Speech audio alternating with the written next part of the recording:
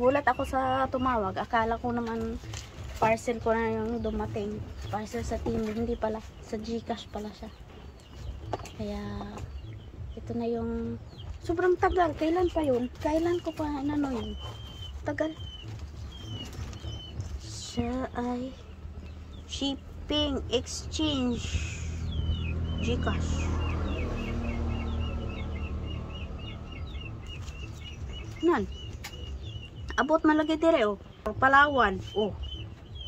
Abot man dire ang akong mga parcel ginadala nila sa Santo Niño.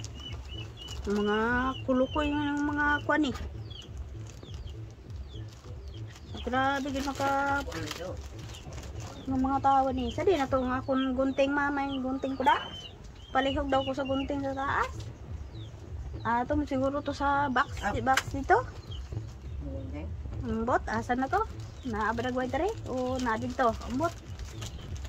Ikapoy na ko. Saka ka na og. Na dere.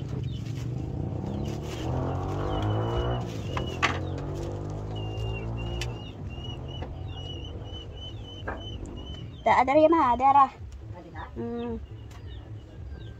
Sulod ay nako dere sa bag.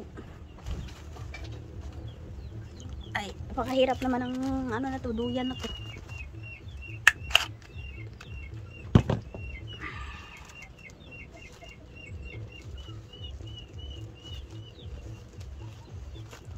Ito na.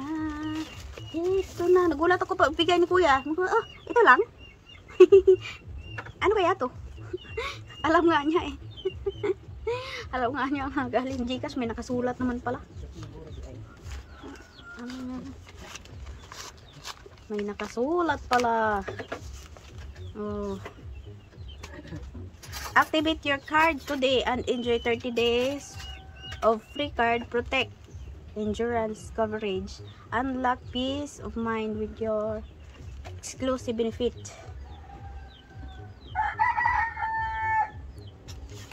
Free replacement. Hello. Here's your new GCash card. Enjoy shopping with GCash wherever you go.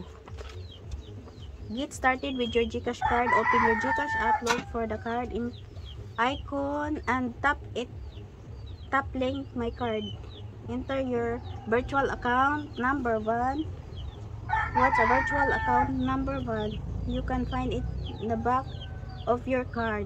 It's safe and prevents an unauthorized transaction.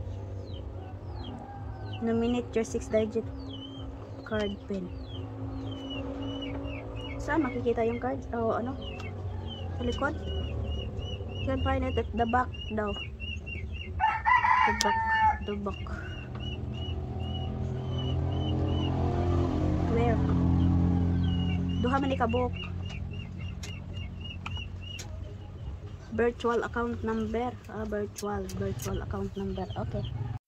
Sa mga hindi pa nakakaalam, ito lang yung gagawin. Siyempre, open mo yung GCash account mo.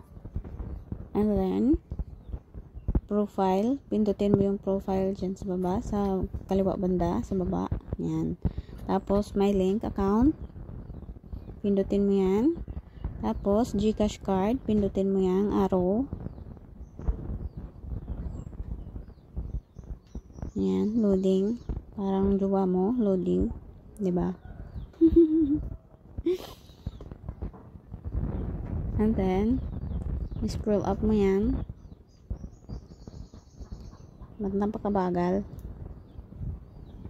Kasing bagal yata niya.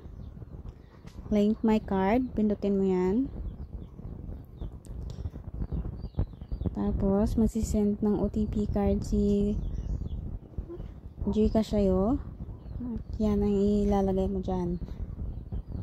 Submit.